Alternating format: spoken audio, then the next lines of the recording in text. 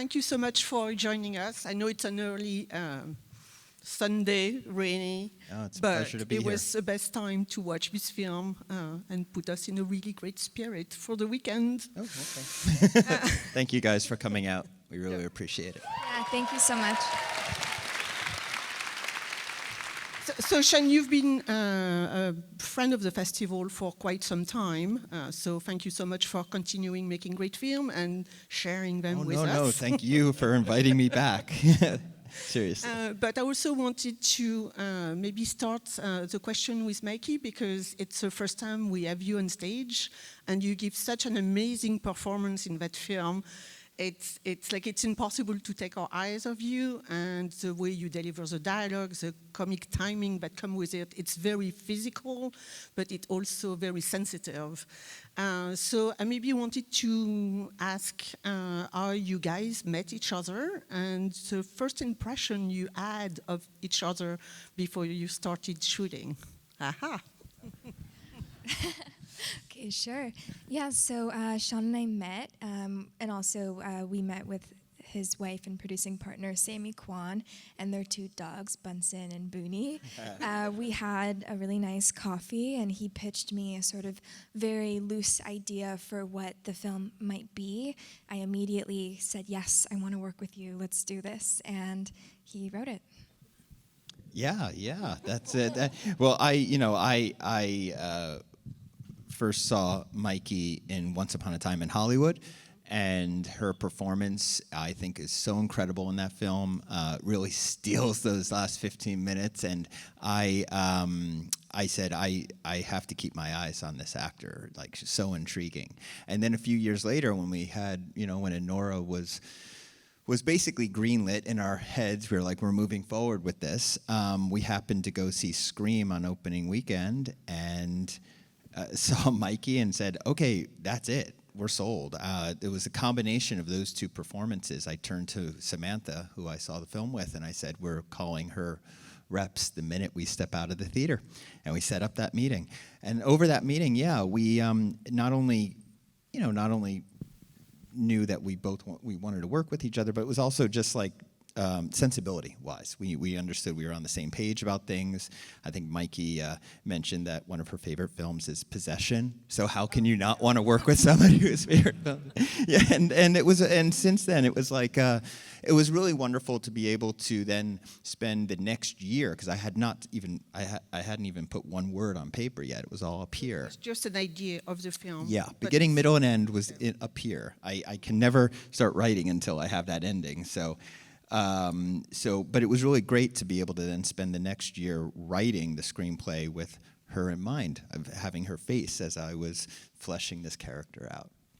Did you work also maybe on something more specific, like the dialogues, or something that would come directly from her? Or I don't know if there was a lot of interaction during the writing. Especially closer to production. Okay. When we were in the city with all the other actors rehearsing in our spaces, in the spaces in our locations, and being able to like really make sure that the dialogue was flowing.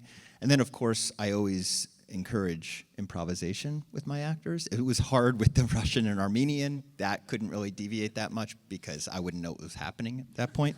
But no, with the English, and lots of my favorite lines in the film come from my wonderful actors, because and Mikey is not only so gifted at just she's so talented on every level, but she has the wonderful gift of comedic improvisation.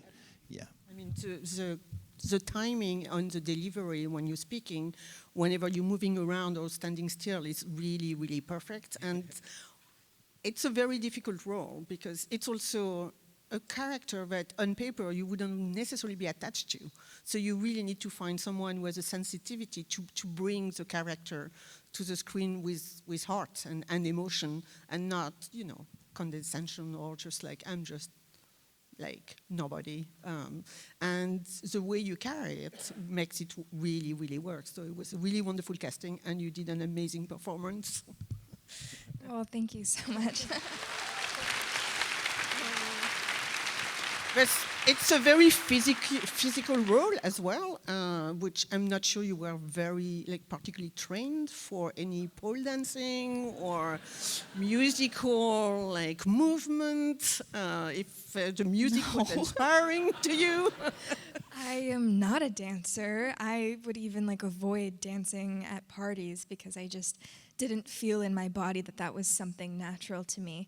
And to be a dancer at a club, you have to be really in tune with your body and feel very sensual, and then also make it look really easy. And pole dancing or giving lap dance is not an easy thing to do. It's it's very physical, and at the same time, it's a psychological job as well, because you're having to connect with someone while you're giving a dance, or portray some kind of feeling while you're dancing on a pole. So I dedicated months to learning how to realistically dance, because it was really important to me that she seemed like a very well-seasoned dancer, like she's been dancing for at least a couple years, and I wanted it to be very effortless as well. So that was one of the things that scared me a little bit, but I was determined to master. Can I add to that? You were training her? No. It was so amazing as a director to watch my actor really immerse herself and get so dedicated with everything that it took to become Anora, and specifically with the dancing. The second date where Annie goes back to the mansion and she has that dance on the floor as she's approaching the couch. In the script, it was just as simple as Annie gives an erotic dance. No, it's okay. I remember it exactly. It said, Annie shows off her dancer's flexibility. Okay. And I didn't even know what that meant. So I just gave it to them. And then Mikey sent us a video of that dance that she choreographed. She designed that, she created that dance, and suddenly we looked at it and we're like, oh, wow, okay, we have to make a moment of this. This actually becomes a set piece now because of what Mikey has brought to the table. And we turn it into a music video in a little bit. So that just shows a little bit of the amazing dedication that Mikey had and our collaboration. She was bringing so much. I sent videos of myself twerking to my director, and my mom videotaped. I loved it. Thank you for that. I'm very interested to see the script now. It's just look sensually. It's just oh, okay, yeah, you do it. So you didn't do any training yourself. You just knew it looked right. No. I'm not a dancer either. Nope. Yes, that's what they all say. But we're gonna have a little poll coming after for a competition. I also wanted maybe to ask something else about the location, because you hadn't shot in New York in quite a while. And it seemed that it was probably very important from the beginning when you were writing or thinking about the film. Oh, yeah. And can you talk a little bit about coming back to New York, going Sure. to Brooklyn, going to Brighton Beach, and any challenges in working down there? It was a low budget, so it's always difficult, especially it's very difficult to shoot in New York and LA these days. But our amazing, crew and just the neighborhood. The neighborhood itself was very welcoming to us. All the establishments that we shot in underneath, on Brighton Beach Boulevard. Everybody was very open and welcoming. But it really stems all the way back. It goes back to the Prince of. I made a film called Prince of Broadway. That was my last New York film, I guess, and that was we shot it in 2007. And so Karan Karagulian, who plays Toros in the film, he was in that film, and he's been in all of my films. And it was really we thought we were going to make a film that took place in the Brighton Beach, Coney Island area right after Prince of Broadway. So it was something that we've been talking about for a very long time. We just had to find the plot, and it took all these years to find the plot. But I just found, I know that it's not hollow ground. I understand so many other filmmakers have shot there, but we thought we could bring something new to it and show it in a slightly different way, and really just use the community and use the locations to put our actors in there and to really capture that reality. It's actually one of the neighborhood of New York that probably has changed the list. If you look at 2007, Exactly. and nothing else would look similar and still like, Yep. you know, underground. Some of those underground-y. locations around, especially around the amusement park area with the cyclone stuff, looks like 1978. Like it looks like we were shooting the Warriors when just on a different angle sometimes. But yeah. Yeah, different costumes. Were you familiar with Sean's work and any particular film that actually drew your attention to your desire of working with Sean? Yes, I've loved Tangerine. It's been one of my favorite films for a long time. Yes. Even before meeting Sean, and obviously I had seen The Florida Project and loved that film too. So I was familiar with those two films of his, and then before we met, before we had coffee, I had a couple days, and so I was able to watch Starlit, and I also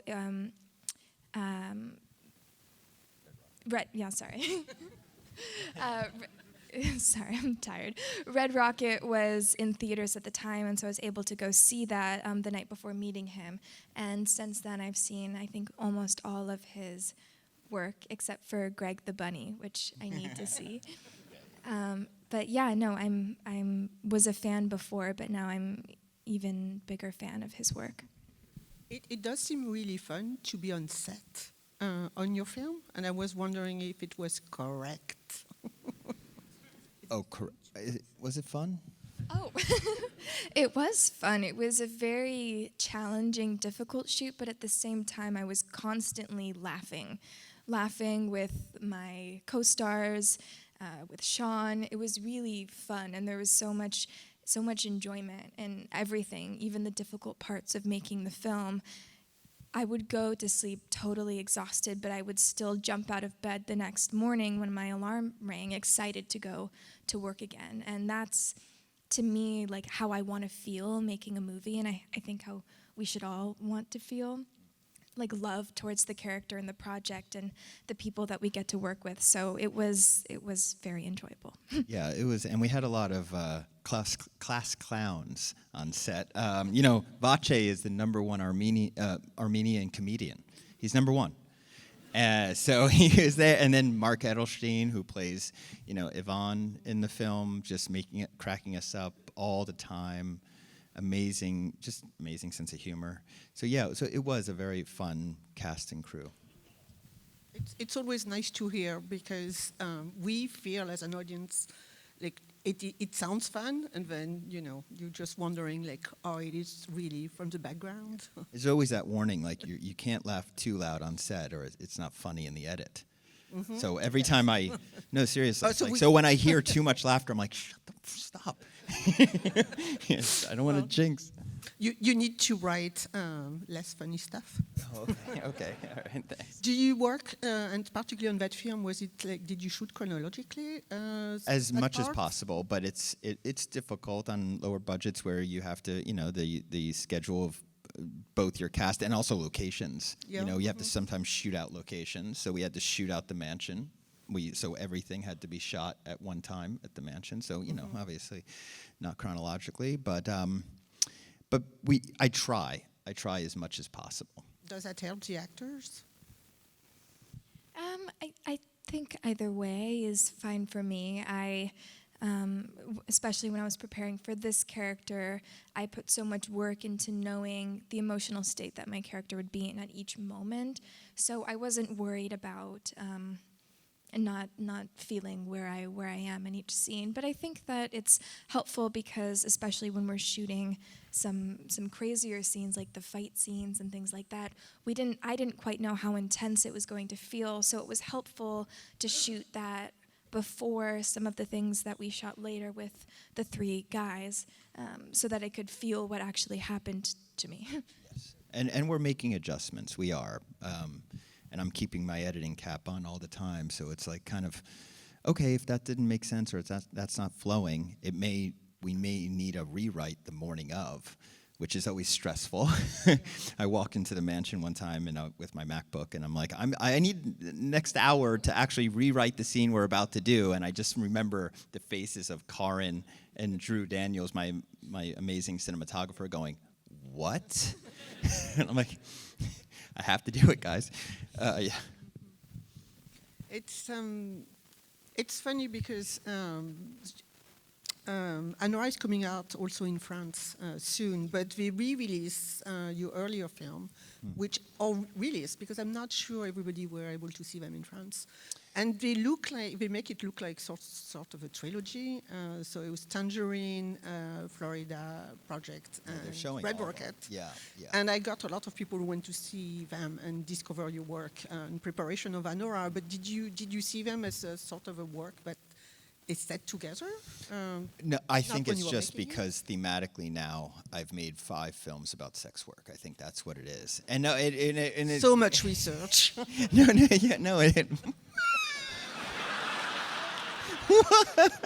Yeah, no, it's actually true, but that sounds weird. Social media. But yeah, it started with Starlet, which I made in 2011. It was really my introduction to like meeting sex workers and becoming friends with sex workers, hearing their stories. And I remember being on the set of Starlet and my DP at the time saying, well, there's a whole other movie right there, and there's a whole other movie right there. And so I realized there's a million stories to be told in that world. And it was an organic process. It wasn't like the next one's going to be also about sex work. It just happened to be like, we get to the next one and it's like, all right, I think I'm going to cover a different aspect of it. Yeah, so I think it can be lumped. They can be lumped together to us, in that way. It's going to be an amazing box set in the Criterion truck outside. Yeah. Unfortunately, that's all we have time for today. Oh, okay. I know, we had so much more fun coming up. But you're coming back soon. Yes, thanks, guys.